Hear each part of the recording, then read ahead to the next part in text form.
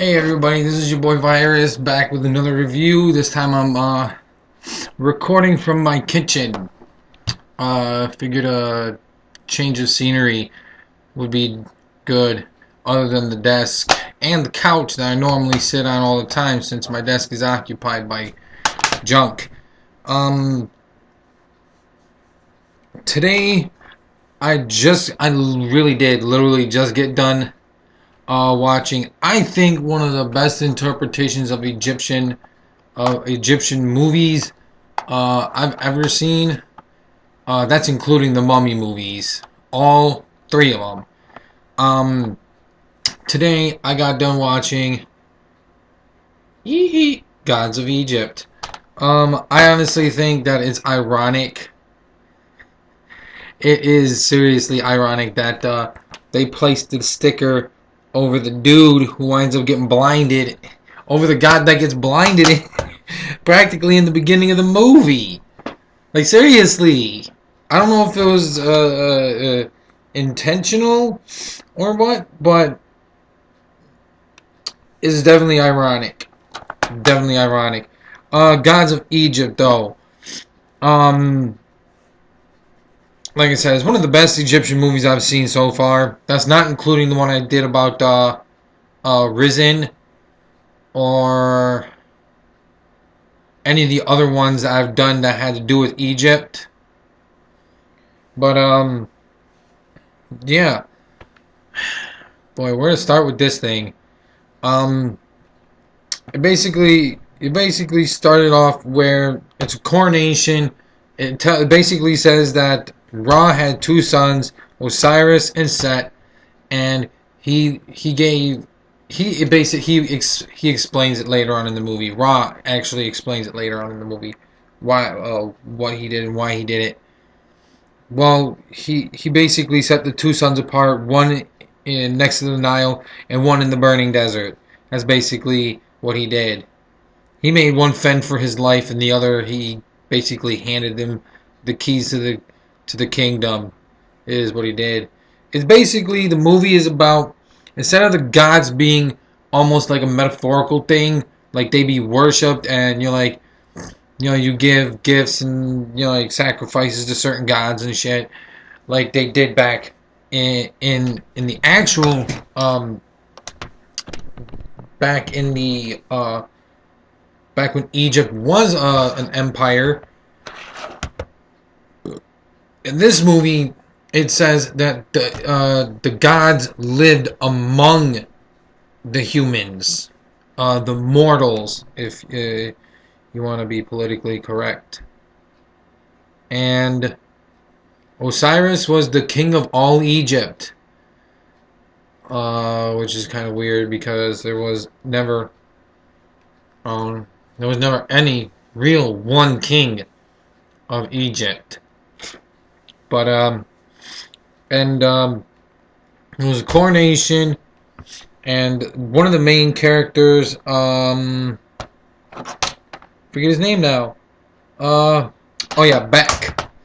Has to basically Horus's uncle Set comes along, kills his dad, his brother Osiris,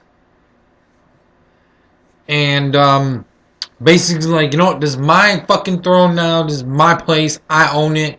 He basically, like, plucks out Horus's eyes, which is, like, how he's able to transform into. And that's another cool thing.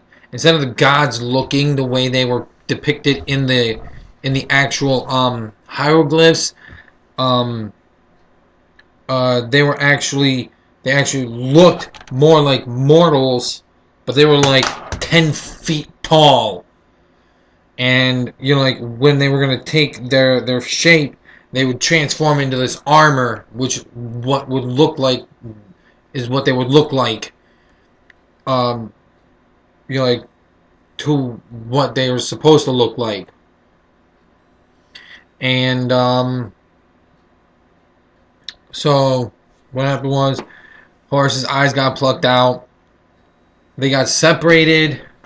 One was put into Set's palace under his protection. Not his protection, but under the protection of some traps and shit, which Beck got through fairly easily, and at the price of his girlfriend wind up dying anyways.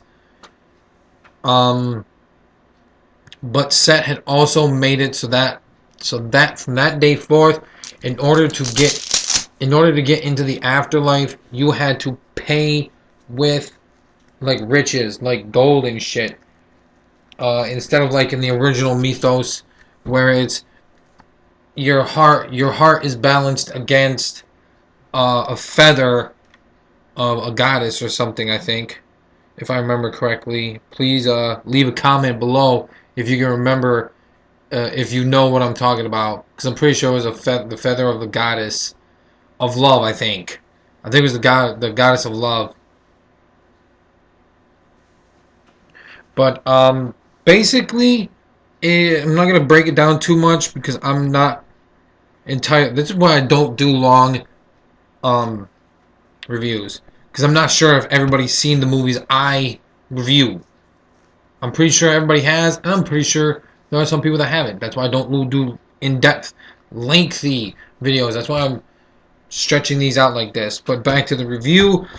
The movie itself, lots of action, a little bit of comedy here and there inserted into certain spots in the movie, like when Horace and Beck and the goddess of love, I do not remember her name. Please, down below, tell me if you remember the name of the goddess of love. I think it's Hachet, or Haset, or Hachet, or something like that. But they're arriving at the god of wisdom, Thoth, and basically they get in there and talking, and basically what he does, Beck sits there and literally makes plays the god of wisdom, Thoth. He really does. He basically I wouldn't say persuades him, but he tricks him into not even tricks, persuades him into joining them to the pyramid where the Sphinx is with the riddle that needs to be answered, and only he'd be able to answer it. Then they get to the pyramid, and the god of wisdom, he's supposed to know all. Apparently he didn't know the answer to the riddle the first time. He wound up getting that shit wrong like 3 times. And then he winds up